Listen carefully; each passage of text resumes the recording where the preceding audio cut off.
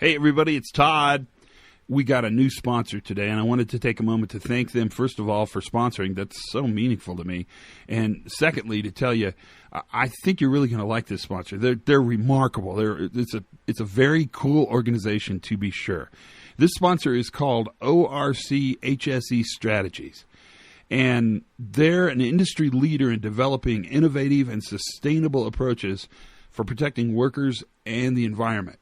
And the way they do their work is remarkable. They collectively get together with probably, they have real numbers for this, but like 120 of the largest companies in the world. And they're not limited just to large companies, but they get these groups together with pretty regular basis, and they sort of leverage their ability to learn from each other. It's brilliant if you think about the new view of safety, and they've been doing it for many, many, many years. They're pretty elite. They're pretty fast-moving and pretty smart. But it's kind of cool that they're very interested in the podcast. If you want to get a chance, there's going to be lots of times to talk about them for the next 6 months or so. But I think you're going to find them to be super, super, super interesting. They build communication networks, and they do it by leveraging themselves. And they're led by a remarkable group of experts. If you're interested in knowing more, give them a call or drop them an email and thank them for sponsoring the podcast. You can contact ORCHSE, and the contact is named Linda Haney. And her phone number is 202-510-0509. Or you can write her, our buddy Linda Haney, at linda.haney. That's linda.haney, LINDA. .HANEY at ORCHSE.com. Send them some love, will ya? Brand new sponsor, and I'm glad to have them. ORCHSE Strategies. Now, let's listen to the podcast.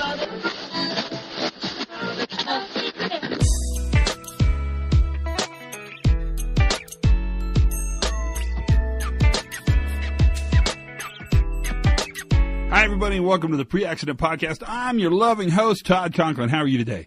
You know how we always talk about learning as the secret weapon? The one advantage you have against accident prevention, accident response, is your ability to learn from successful work and build your case there. Learning seems to be the key. Well, that's what we're going to talk about today, a bunch. But we're going to do it by talking about learning across cultures. So I'm fixated on how the new view translates into other cultures, high context cultures, low context cultures, high authoritarian cultures, low authoritarian cultures. And it's interesting to me. And for those of you that have international operations, this isn't the first time you've talked about this or even thought about it. This is a conversation we've been having a lot. Because you can't just take the new view stuff and translate it word for word into another language and say, go, okay, go, here it is, take it, run, fly out, yeah, woo, be successful. It doesn't work that way. In fact, the challenge is to realize that lots of the things that drive safety and safety capacity and reliability capacity in our organizations are really functions of the bigger cultures in which we work. So highly authoritarian cultures that have a very strong chain of command and high class respect, right? Those cultures aren't going to be very quick to criticize up. They just aren't. And there are other cultures, really, really, really flat cultures, where the conversation is so collective that it's very difficult to ever determine who does what with whom or at any level.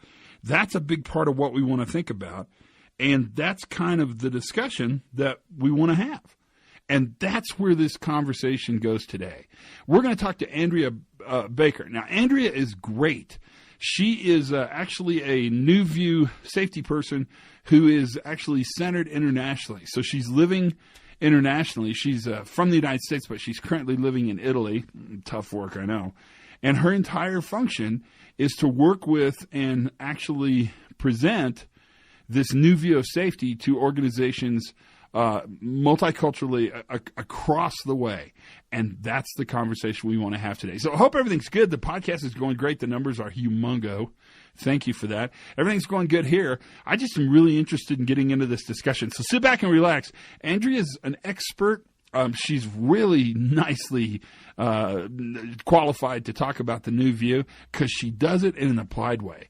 So I like the voice of sort of an application person talking to us in our discussions, and that's what's going to happen next. So sit back and relax. This is Andrea Baker, and she's going to talk about human performance, the new view, and culture. So here we go.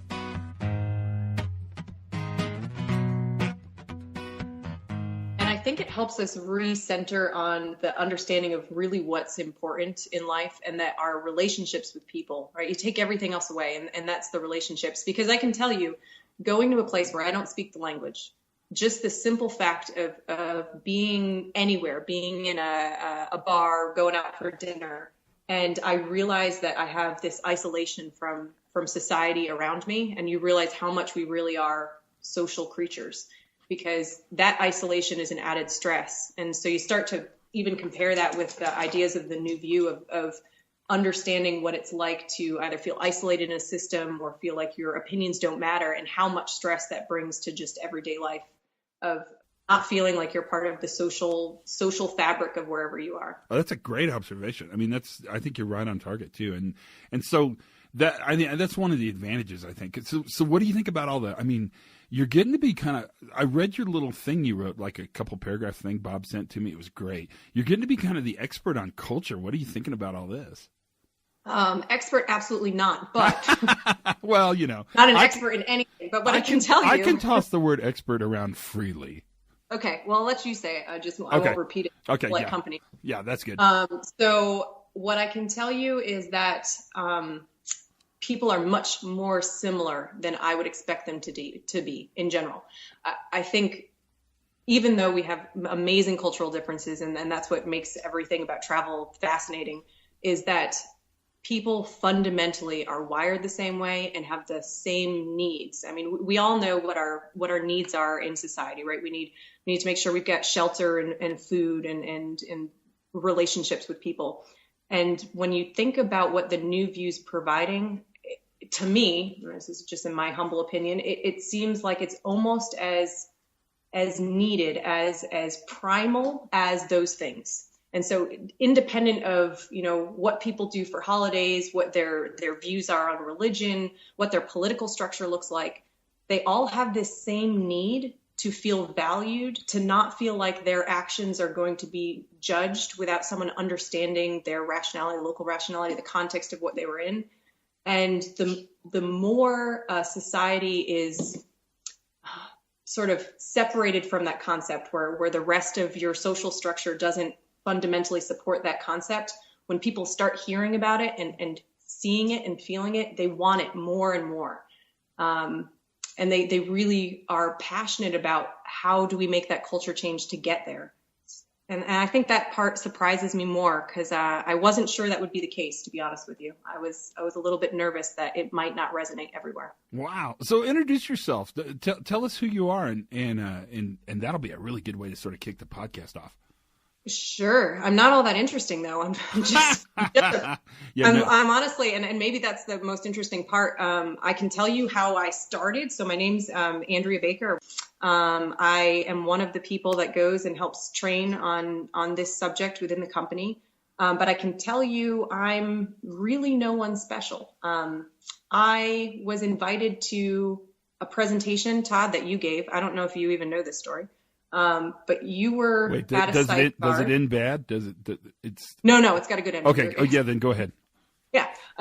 So you were giving a presentation, and I honestly almost didn't go. I had heard this term thrown around before, this HOP, it wasn't even new view at that point within my, my small, social structure. So I just heard HOP before, and I wasn't sold on it. I didn't really understand it fully, and I didn't think it was going to add any value. And I only went to the presentation because someone told me that you were entertaining. So I said, I can deal with some entertainment. I'll go see what he has to say. And I have to tell you that presentation actually changed my life. I would say that my trajectory changed dramatically before and after. And there was some other guy with you, this Bob Edwards fellow, that was doing a presentation with you. And I said, this guy works in the company. How was he able to do this? And I asked Bob afterwards, how do I learn about this? How do I learn how to teach this? What do I do? And he said, well, I don't know. I just asked Todd if I could learn from him. So why don't you come do the same thing? So I said, okay, sure. Sign me up. I'd love to. And I just started reading. And Todd, when you were anywhere local, right, I'd come and hang out with you when we could and teach you. And just read from a lot of smart people and realized that what the New View was offering me was terminology to explain something that I fundamentally had been trying to do on my own and didn't have the words to say. It was giving me a power and a resource to make the changes that I thought we needed, but I couldn't express them correctly. So that's who I am. I'm really nobody. I'm just somebody that really loved the concepts and now get to go teach it as my job. Well, first of all, to us that are listening to you, you're more than just nobody. You are somebody special because you're coming through our earbuds right now, right? So you're in our heads. So whether you want to be or not, that's a good thing. But let's take it one step further, because I think you bring a really interesting vantage point to this because you're doing this internationally. And lots of people that are interested in the New View and human performance and sort of this reliability have really sites all over the world. Tell us about the opportunity to do it internationally, and then sort of extrapolate, how's it going internationally? I mean, is it good? Is it bad? Do you have all your slides translated into like Hungarian and Italian and all those kind of things? Those are all really good questions. So I can tell you the first time I presented internationally, I was in Turkey. And there was a gentleman in my class from Iraq. And before the class started, I'm just walking around talking to people. And he tells me what it's like to have grown up in Iraq. And he said, you know, I grew up with a backpack on one arm and an AK-47 on the other. And at that moment, I had a bit of a panic attack. I really did. I said, I can't relate. And, you know, making sure that you make your point in any of these discussions, you have to be able to relate to people. You have to have them be able to see something from a different perspective. And I said, I can't relate. And I started to worry that this was not going to work. And what was fascinating to me is by far, that gentleman was more engaged in the conversation than anyone else in the room. Everyone was engaged, but he was intent on learning everything he possibly could from that conversation. He wanted to know books to read. He wanted to know where he could go to learn more information. He wanted tips on how he doesn't blame people in his personal life, right? So he wanted tips on how do I take this philosophy and make sure that I'm using it not just at work, but I'm using it with my wife, with my kids. And that was amazing to me. And that was the first moment where I realized that we are a lot more similar than we probably give ourselves credit for. Is it things like storytelling? I mean, because you started with the importance of sort of being able to relate, and I immediately translated that into, well, I've seen you teach. I mean, you're a good storyteller. Is it the stories that create that relationship across culture? I would definitely say you have to tell stories. There's no way to really present this information to anyone and have them fully understand it unless you present stories, and the stories you pick have to pull on the psychology element of what we do independent of culture, how we're wired, the fact that we're wired for energy conservation, right? And the fact that complacency isn't a choice, and give people real examples of what they may have done in their life. And even if that example isn't something that fits perfectly into their everyday life, they watch 60% of the rest of the room react. And 60% of the rest of the room really understands what that example was about. I think it's really about storytelling, but also allowing people to become part of that story, giving them points in that story where they would have to make a decision. So how do you do that cross-culturally? Well, you'd be surprised to the fact that no matter what we talk about, people fundamentally make similar decisions. So something as simple as talking about complacency, right? Talking about whether or not people think it's a choice. If you are in a hierarchical culture, it is really, really hard for me to just tell you that complacency is not a choice. But if I demonstrate it for you, then you believe me and you realize that your culture might be telling you one thing, but how you are as a person and how we are as humans might be something completely separate. So I ask whether or not you've driven and you don't remember getting home and you don't remember driving the last 5 kilometers or the last 5 miles. And as long as the only common theme is that people drive, which honestly not in every culture, there are people that don't drive very often. As long as there's someone in the room or you as a person have driven, you can fundamentally understand that, yeah, that's true. I have gotten home and realized I don't remember the last 5 kilometers or last 5 miles. And at that point, even though you're cross-culture, you've taken an easy element of almost everyone's daily life and explained it to them in a way where they know they didn't actively make a decision to become complacent while they were driving. And that starts to break down the barriers of all the things that they may have been taught in the culture that they grew up in. And are you finding these new view ideas work in the organizations?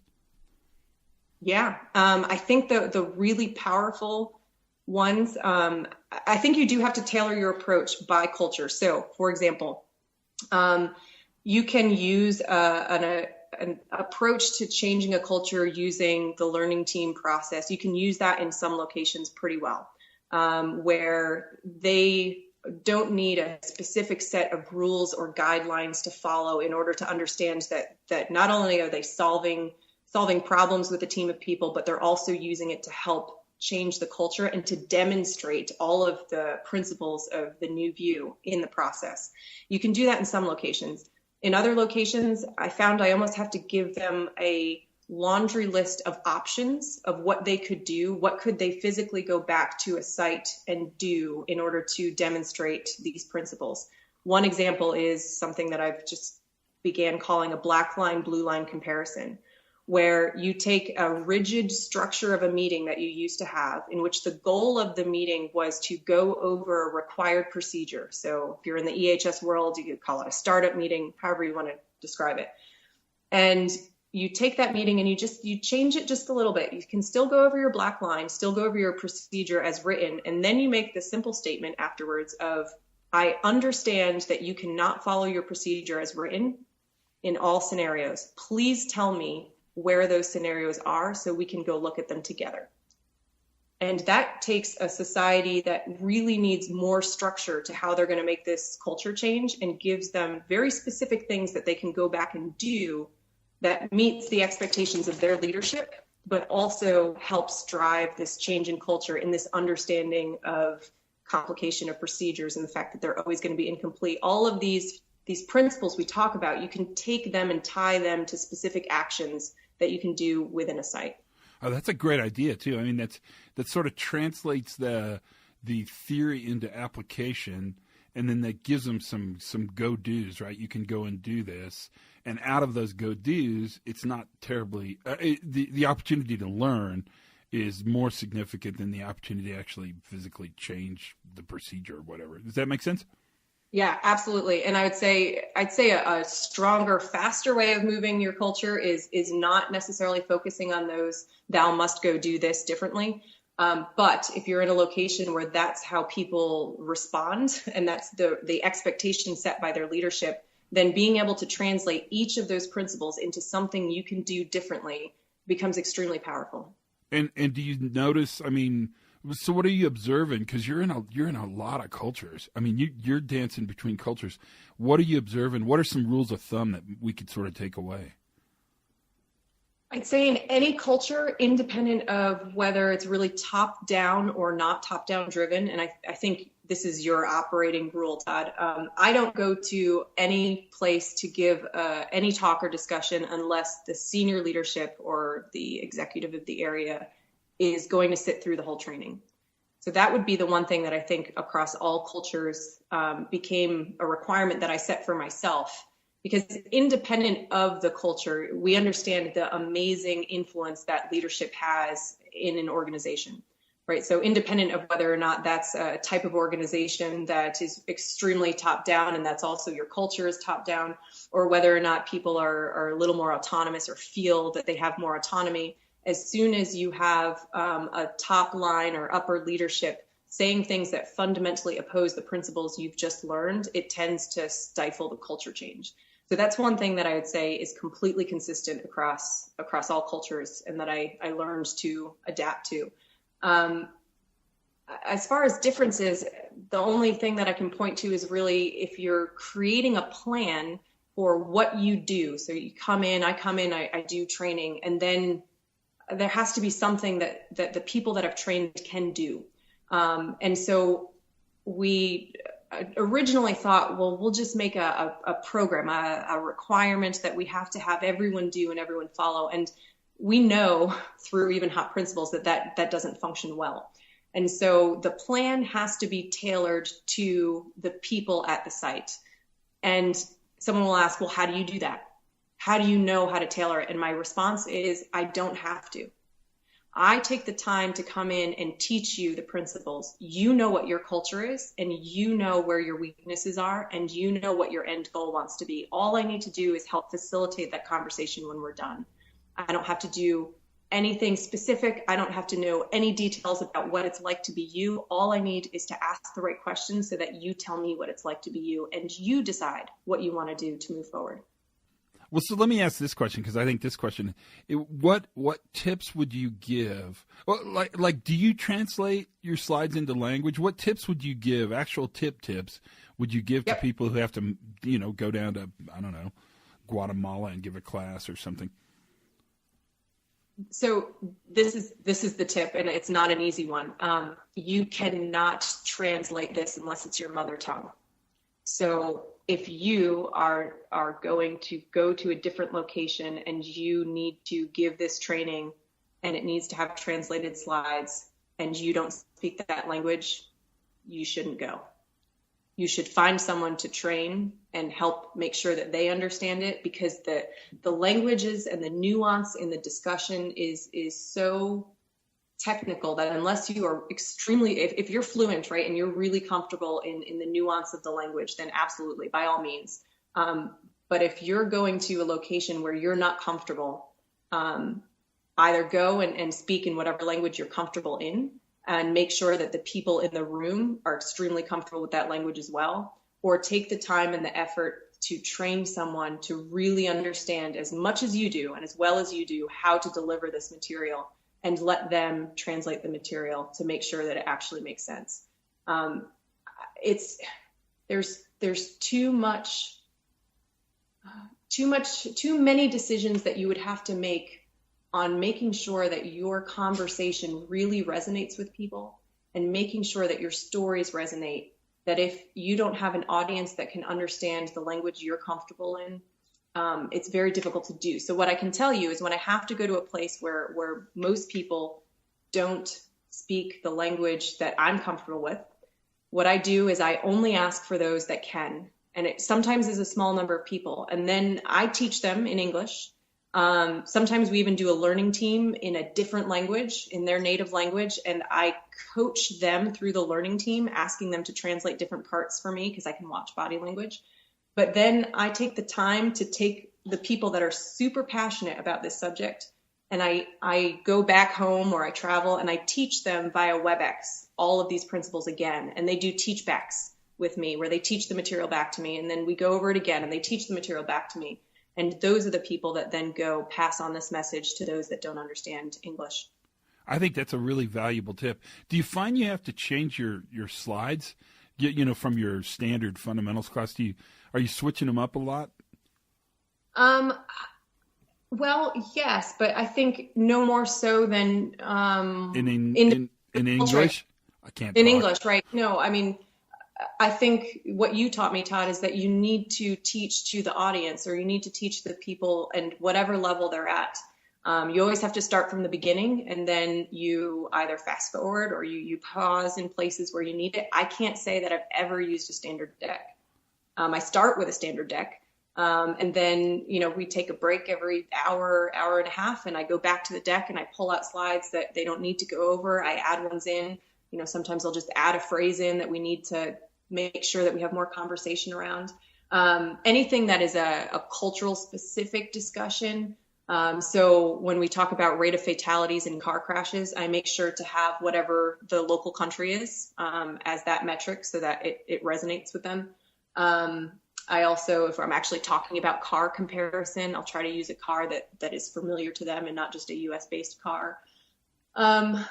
But most of it, other than that, the deck stays the same, apart from pausing and, expanding conversation where it needs to be expanded, and moving quicker over concepts that they seem to really understand and embrace in wherever I am. Wow, this is super helpful. This was great. So what's next for you? What are you thinking? What are you reading? What's exciting to you? Honestly, what's really exciting to me is expanding this concept of restorative justice, even beyond EHS. So looking at how we operate within the internal space of an organization, not necessarily something that touches into the judicial system, because once we get there, right, we end up following a different set of rules. But within the space that we in an organization can control, how do we react when we're talking about something like an integrity violation? So not necessarily an intentional deviation on the EHS side, but an integrity violation that would touch, a number of different subjects. How do we react when that happens? And is that reaction to failure really improving our system, or are we still just playing this blame game? Wow, that's interesting.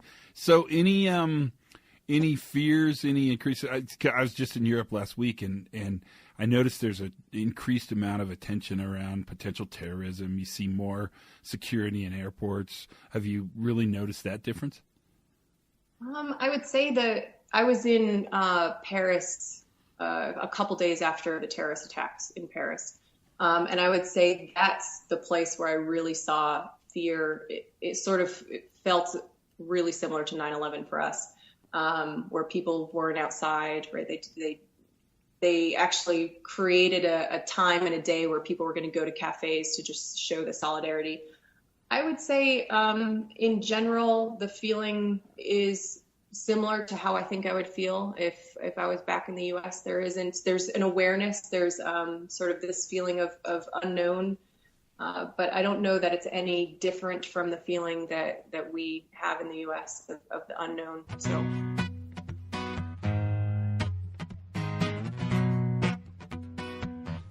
So what do you think? Isn't she amazing? The fact that she talks about culture, Big C culture, with the comfort and ease that she does in an applied way is entirely a function of the fact that she's out there doing that work. And I'm stunned at what she's learning, and I'm really pleased that she shared it with us. That's the podcast. I hope you listen to this one a couple times. Thanks for listening. As always, you make the podcast go. Subscribe, tell your friends. Everybody loves it. Kiss, kiss, hug, hug. Until then, learn something new every single day. I bet you did today. Have as much fun as you can legally squeeze into your workplace while wearing clothing. That's kind of an important caveat. And for goodness sakes, be safe.